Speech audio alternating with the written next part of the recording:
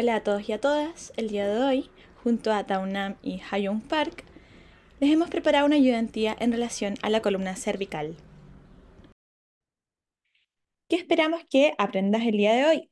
Identificar las generalidades anatómicas de la columna cervical a partir del uso de imágenes ilustrativas. A modo de repaso, recordemos que la columna vertebral es una estructura compuesta por diversos huesos correspondientes a las vértebras, los cuales se encuentran interconectados por discos intervertebrales cartilaginosos. Forma parte del esqueleto axial y se extiende desde el cráneo hasta el coxis. A la izquierda de esta diapositiva observamos una imagen de la columna vertebral y nos podemos percatar que se divide en 5 regiones. En primer lugar, la región cervical constituida por 7 vértebras, la región torácica constituida por 12 vértebras, la región lumbar con 5 vértebras, la región sacra con también 5 vértebras fusionadas, finalmente la región coxígea con 4 a 6 vértebras que también están fusionadas. En esta sesión revisaremos las generalidades anatómicas de la región cervical, específicamente sus ligamentos y componente óseo correspondiente a las vértebras cervicales. Dentro de estas, las 4 vértebras inferiores, de C3 a C6, tienen características similares entre sí, conocidas por ende como vértebras típicas, a diferencia de las 2 vértebras superiores, siendo el atlas y el axis, C1 y C2, más la vértebra C7, conocidas como vértebras atípicas.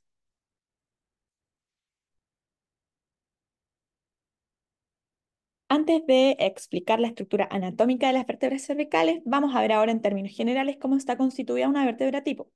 En la imagen de la izquierda tenemos una visión superior de una vértebra tipo.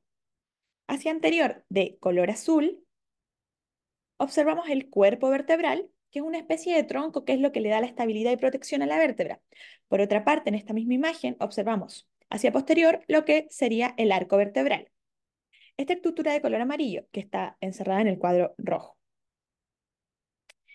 Del mismo modo, a la derecha de esta diapositiva observamos una visión lateral de una vértebra tipo, en la cual podemos ver el cuerpo vertebral de color azul, podemos ver también el arco vertebral de color amarillo y el proceso espinoso que se encuentra de color rojo, el cual vamos a detallar en las siguientes diapositivas.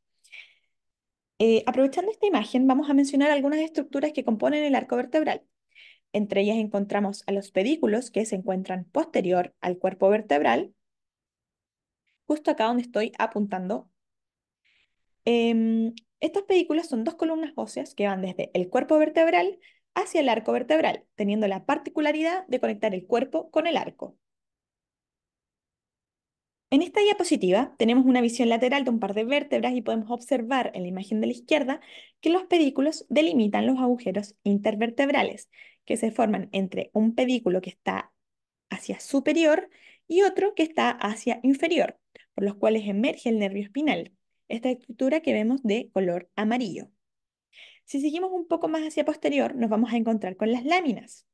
Estas estructuras las podemos observar claramente en la imagen de la derecha de esta diapositiva, que por lo general son cuadriláteras, que van a salir desde el pedículo hacia posterior y hacia medial, justo como voy a estar indicando acá con el puntero, en la búsqueda del proceso espinoso. En la unión de los pedículos con las láminas nos vamos a encontrar como los procesos óseos que se dirigen hacia el lateral, bastante prominentes y notorios, siendo los procesos transversos. Aparte de los procesos transversos, podemos ver también los procesos articulares, que otorgan movilidad. Estos son 4, 2 superiores y 2 inferiores, ambos de cada lado. Por último, tenemos el foramen vertebral. Este foramen lo hemos indicado en la diapositiva con un círculo de color morado. Por acá va a transcurrir la médula espinal.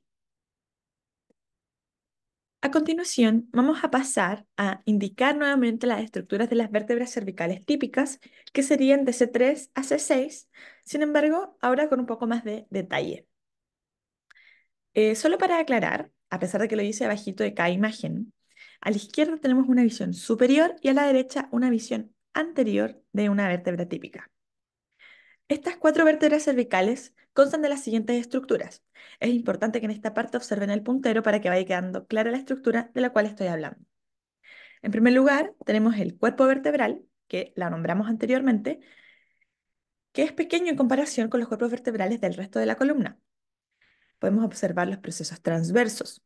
Como su nombre indica, estos se proyectan lateralmente a ambos lados. Están únicamente presentes en las vértebras cervicales por la presencia del foramen transverso, en los cuales transcurren las arterias y venas vertebrales, además de que presentan un pequeño surco en el que pasan los nervios espinales. Este surco divide el proceso transverso en los tubérculos anterior y posterior, estructuras que permiten la inserción de músculos. Observamos también el proceso espinoso, hacia posterior.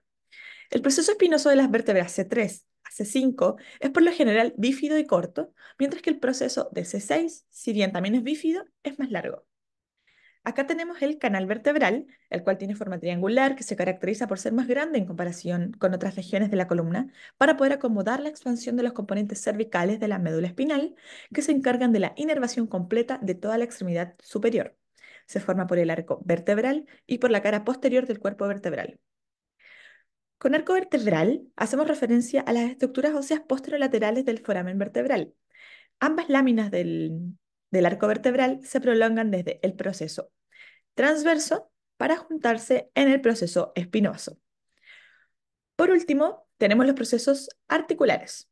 Estas proyecciones se ubican de manera posterior al proceso transverso y su foramen. Existen dos procesos articulares superiores y dos inferiores.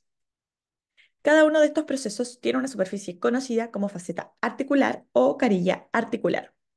De estas, las dos superiores se articulan con las dos inferiores de la vértebra superior, generando las articulaciones cigoapofisiarias facetarias, quienes, junto con los procesos articulares y el arco vertebral, forman un paso para los nervios espinales, conocido también como foramen intervertebral. La disposición casi horizontal de las facetas articulares es responsable en parte de que la columna cervical tenga el mayor rango de movimiento dentro de todas las regiones de la columna vertebral. A continuación, pasamos a las vértebras cervicales atípicas. Como se mencionó anteriormente, las vértebras atípicas son las vértebras con estructuras modificadas debido a su función y posición. De las primeras 7 vértebras cervicales, C1, C2 y C7 son consideradas atípicas. En primer lugar está el atlas, que a diferencia de otras vértebras no presenta el proceso espinoso, tampoco el cuerpo vertebral. Desde el punto de vista superior, este tiene una forma parecida a un anillo que cada vez se engrosa más lateralmente con el fin de formar las masas laterales que se unen por los arcos anterior y posterior.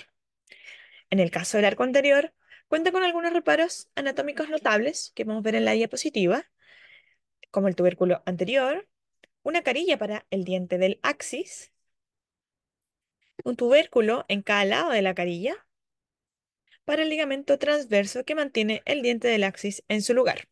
Por el contrario, el arco posterior presenta la protuberancia posterior que se conoce como tubérculo posterior, reemplazando el proceso espinoso. Además, presenta surcos para las arterias vertebrales que están posterior a las carillas articulares superiores, ubicándose en las masas laterales. En la cara superior e inferior de las masas laterales están presentes las carillas o facetas para la articulación con estructuras de otros huesos. Por la cara superior, las carillas forman la articulación atlanto-occipital junto con los cóndilos de del hueso occipital del cráneo. Por la cara inferior, como vemos al lado derecho de la diapositiva, las carillas crean la articulación atlanto-axoidea con el axis.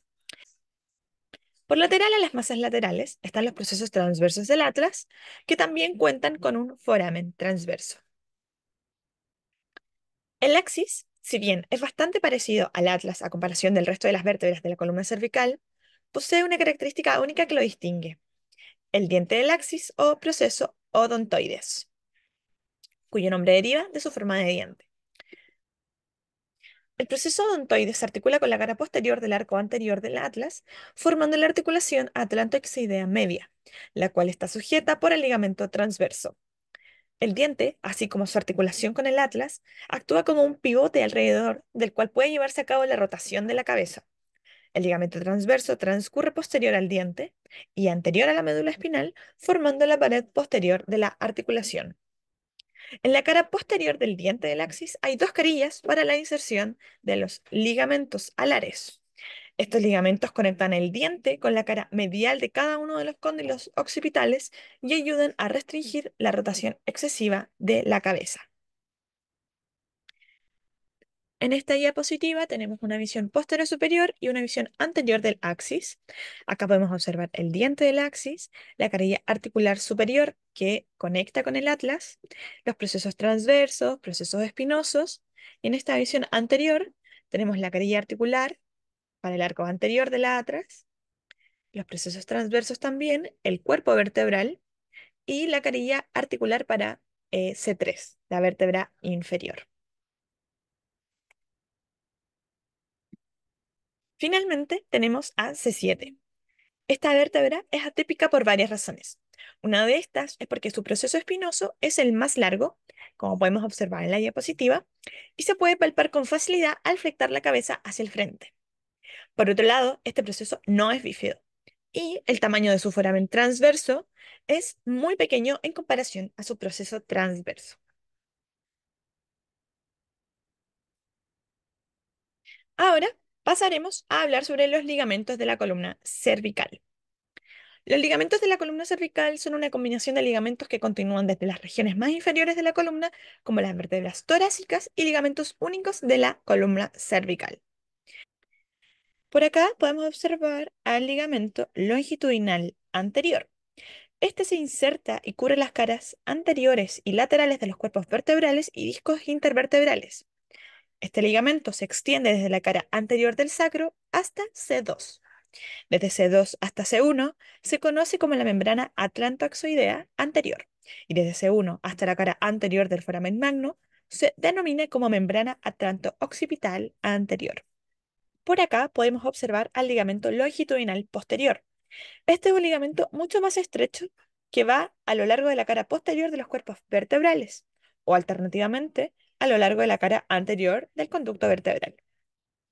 Se extiende del sacro a C2 y desde C2 este ligamento se hace más fuerte y se convierte en la membrana tectoria, para después pasar a través del foramen magno e insertarse en el piso de la cavidad craneal. En la imagen de la izquierda podemos observar al ligamento amarillo, justo aquí donde estoy indicando con el puntero. Este ligamento transcurre entre las láminas de las vértebras adyacentes. Debido a su localización, además de limitar la hiperflexión, estas secciones ayudan a rodear la cara posterior del conducto vertebral. También colaboran en el proceso de enderezar la columna vertebral después de la flexión. Al igual que el ligamento longitudinal anterior, el ligamento amarillo continúa desde C2 hasta C1 como las membranas atlantoaxial posterior y atlanto-occipital. Estas membranas limitan el movimiento excesivo de las articulaciones atlanto-occipitales. Por acá tenemos el ligamento intertransverso, que transcurre entre los procesos transversos de las vértebras adyacentes. Acá podemos ver los ligamentos interespinosos, que es un ligamento débil que recorre los procesos espinosos de las vértebras adyacentes. También podemos mencionar al ligamento nucal. Este ligamento es una continuación del ligamento supraespinoso en la columna cervical. Al igual que el ligamento supraespinoso en el resto de la columna vertebral, el ligamento nucal recorre a lo largo de los vértices de los procesos espinosos y es bastante fuerte. Sin embargo, difiere en la región cervical al extenderse posteriormente, alejándose de los procesos espinosos. Esto permite la inserción de los músculos y además de resistir la hiperflexión.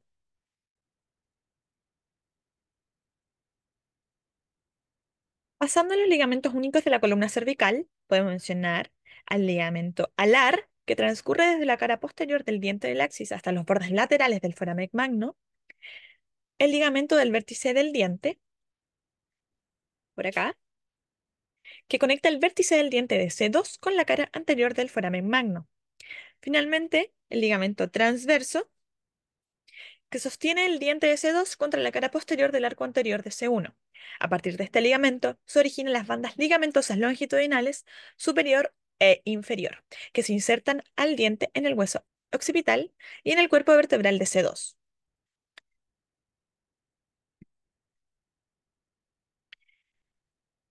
En cuanto a los discos vertebrales, Técnicamente no se consideran como un componente óseo.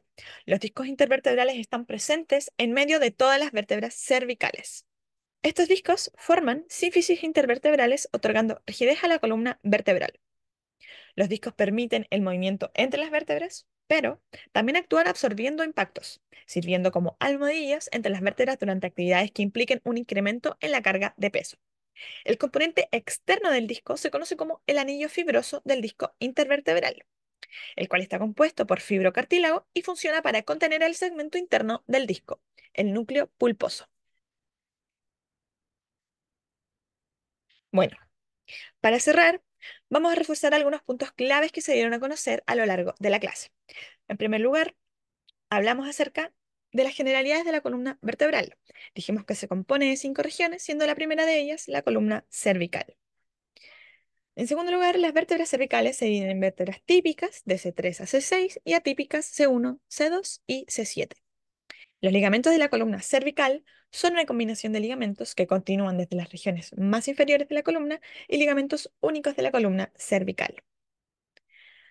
Finalmente, los discos intervertebrales están presentes en medio de todas las vértebras cervicales, con la excepción de C1 y C2. Bueno, esto ha sido todo por hoy. Esperamos que no hayan quedado dudas y de ser así, aquí estaremos para responderlas dentro de lo posible. Muchas gracias.